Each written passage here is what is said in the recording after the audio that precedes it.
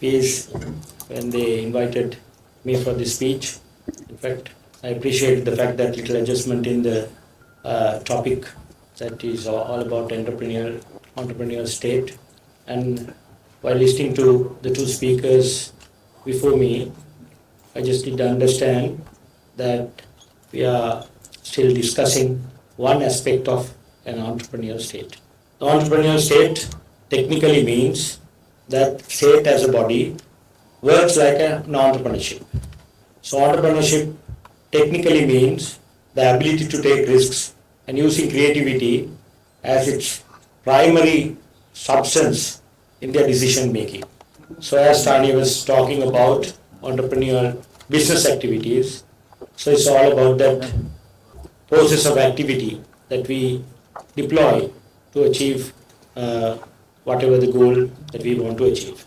However, today Sri Lanka as a country in a place where we are really stuck.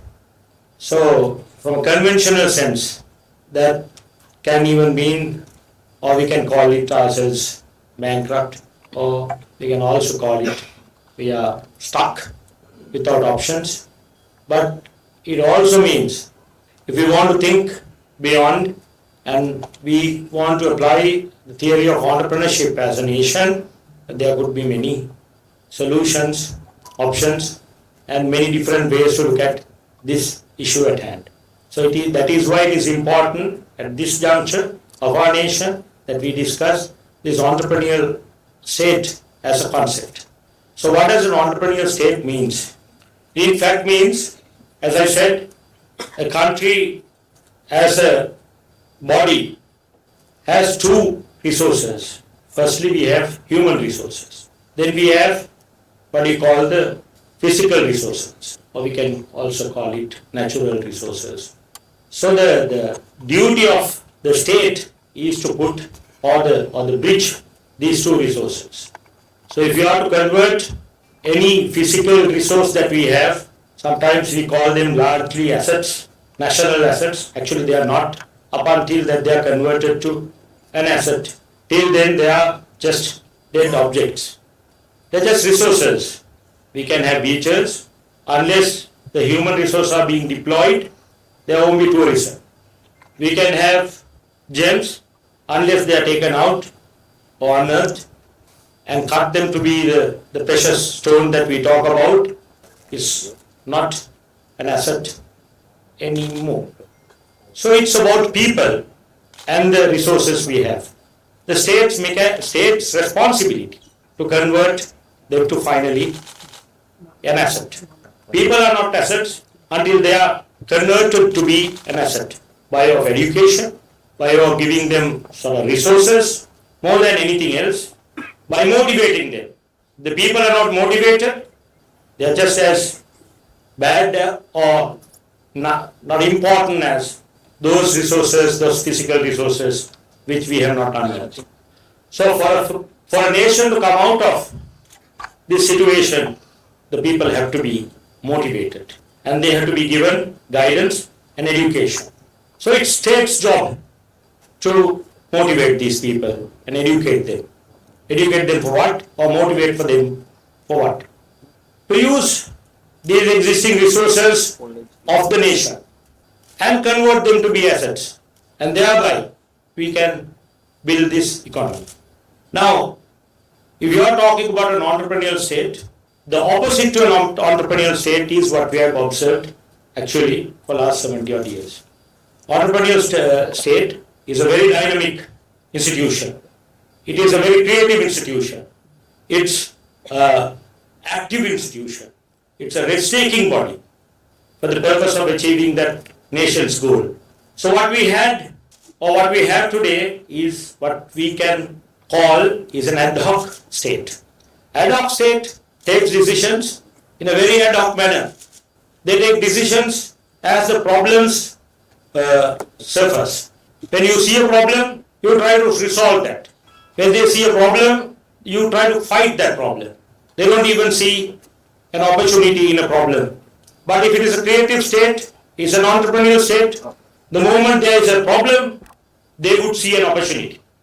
then when you foresee a problem, then you get yourself prepared for that.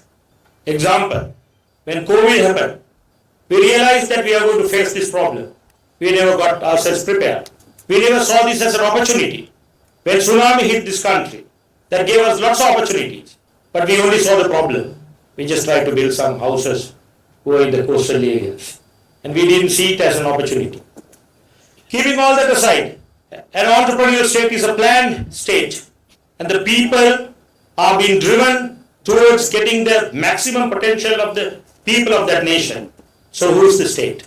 The state is the body that would take these proactive actions, just like an entrepreneurial company or an individual. They would look at many options which are in front of you and use them to solve the problem or seize the opportunity. Now today we talk about our debt management issue. And it has become the only topic of the nation. We keep talking about how much money that we owe them bilaterally, multilaterally, then by way of sovereign bonds. We see this as debt as a big problem. We entrepreneurs know debt is an instrument, debt is an opportunity, debt is one way to build capital, and it is to be managed. But debt is not a problem. Production could be a problem. Creating value could be a problem. But for that, there are lots of solutions. Just to service the debt, if you have to put so much pressure on the human resources of this country, and if we demotivate the most valuable asset of this nation, how would we expect there to be money, there to be value which we can create to even think of servicing these debts? Technically, our discussion should have been today how we could motivate this nation and get these natural resources, as we call, exploit to the maximum and make more and more value so that debt is actually not a problem. In our entrepreneurial business world, we know when we see this as a problem, what we do is that we try to increase our output. We try to do more, and we try to increase our income. We want to look at our better bottom lines, but here we don't discuss that. Just a simple analogy. If a company thinks that to service the debts you have to sell the assets, if you have to get rid of your human resources, in a simple analogy, how do you ever come out of this issue? You will get into this vicious cycle, and at some point you will lose the battle. This is exactly what's happening in our country. Today, we only see that we have a huge problem of debt management, and we every day talk about it. And we put so much pressure, as I said, by way of taxes, by way of cost of living, on the people of this country. And as a result, people have got totally demotivated to a point that they don't think anymore that this country offers a peaceful, happy environment for them to live. And they opt to leave the country. Just like if we put so much pressure on our employees in our day-to-day businesses, they would definitely think this as an option to leave the company. But instead, if you give them a promise, if they show them a path that they can always be successful, they will put more and more effort into what they do. As a result, that we come out of the problem of your, in fact, day-to-day cash flows to start with. Having said that, it is important that we discuss an entrepreneurial state as against an ad hoc state. How we can sort of put it in practice. I see when I talk about this entrepreneurial state, so many people have raised many questions by way of comments in my social media posts. I only want to tell all of them that this is a very ambitious but practical solution which has been practiced almost all the developed countries in the world. All the developed countries have become or turn their ad hoc state to an entrepreneurial state.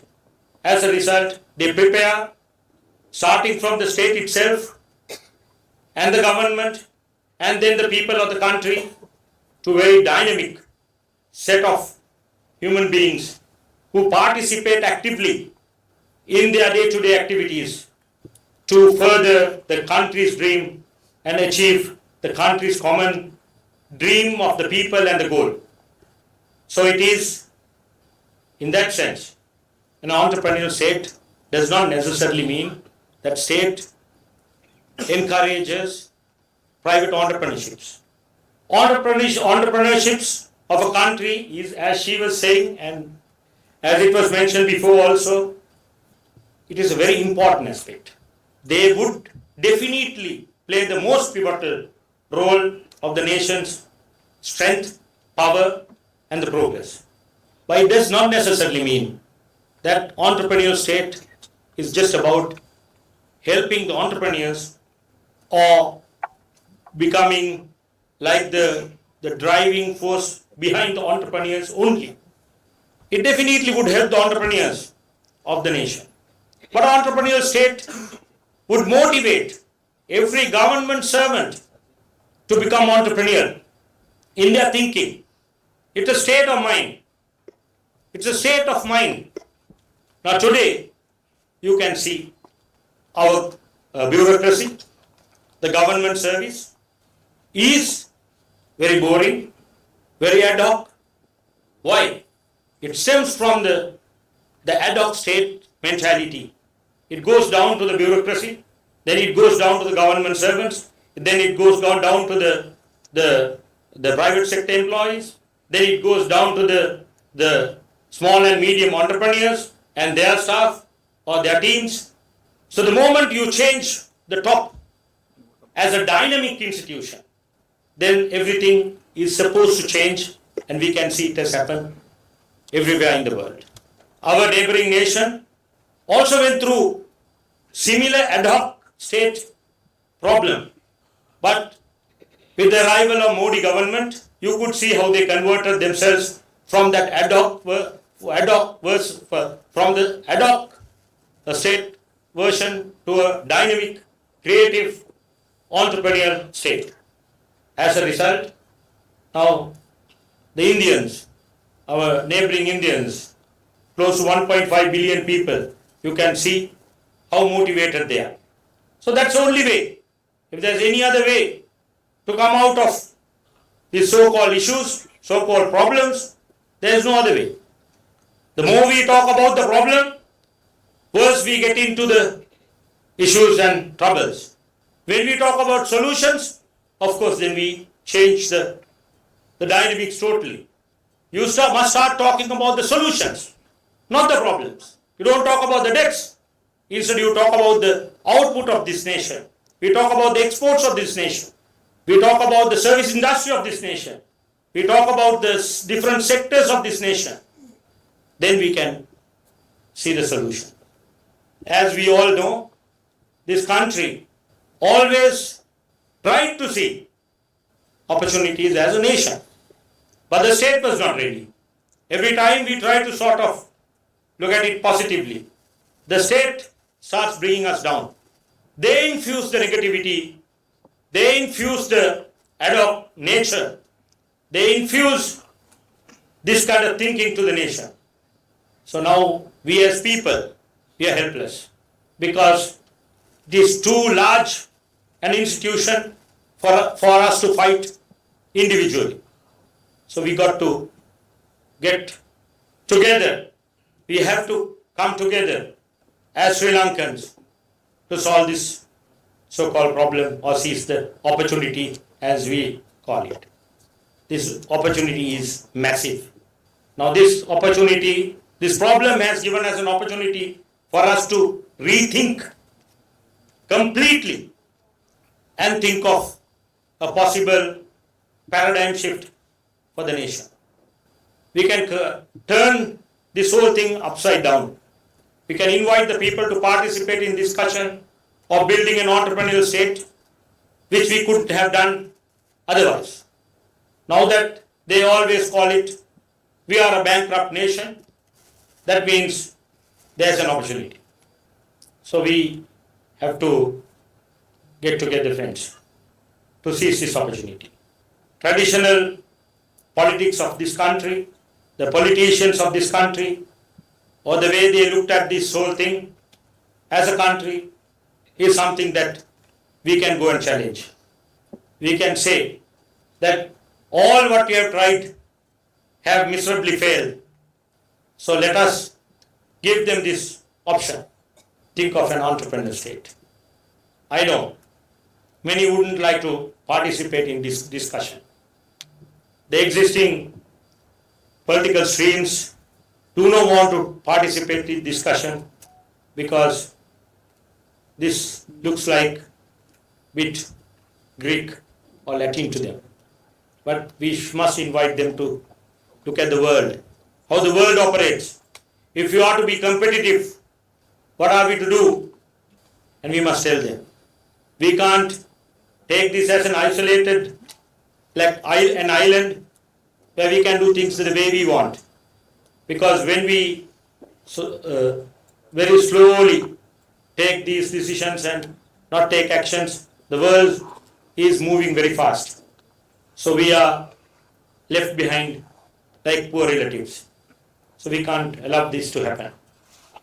Finally, as you know, that today we are discussing about getting rid of some of our assets. An entrepreneurial nation would not have looked at getting rid of assets in a situation like this. They would have instead tried to how to make use of these assets and how fast we can convert them to make the necessary funding or necessary money, or we can call it even necessary dollars if they want to call it that way. I know some of my friends in the audience are from Sri Lanka Telecom. Now Sri Lanka Telecom has only 6,000 people, as small as 6,000 people. The state has failed in motivating 6,000 people to convert that small institution to a profit-making entity as the government sees it. I look at it very differently. But my question is, by getting rid of it or by so-called privatizing it, by the way, it is already a privatized entity, but if they want to get rid of the rest of the shares, look at the way they look at it. They think by selling these shares, they can make a little bit of money. But in the medium and the long term, they will lose a lot more money. And funnily, you know, this business, this sector, is a government-controlled sector, which means the owner controls. The majority shareholder controls the sector by way of spectrum management and by way of regulations.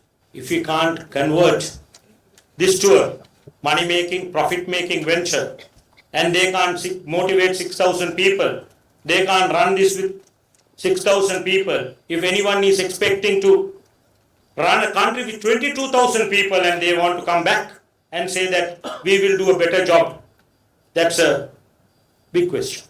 How can they even expect if they can't manage 6,000 people?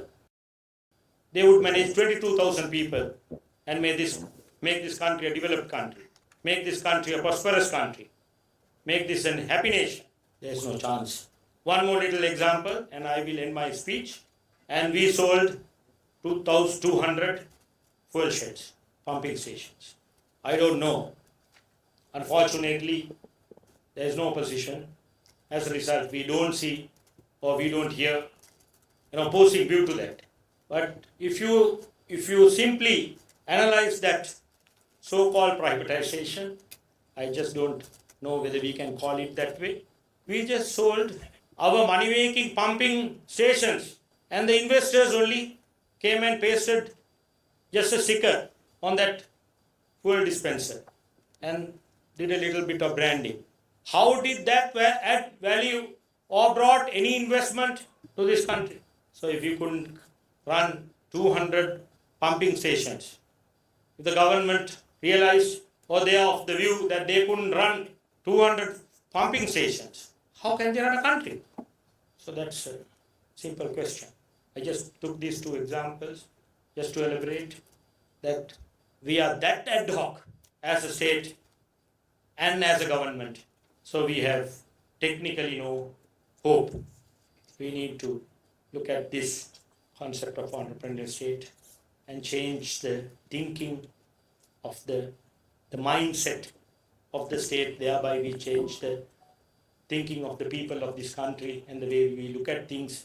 And we are a nation very rich of skills and ability and the power to grasp things and the level of IQ, and more than anything else, we have, as an island, developed this our own indigenous creativity, which is not at all second to any other developed nation in the world. So it is sad that we don't see it that way, and I invite all of you to see it differently and see opportunities so that we really don't have to think of options such as leaving the country. Thank you very much.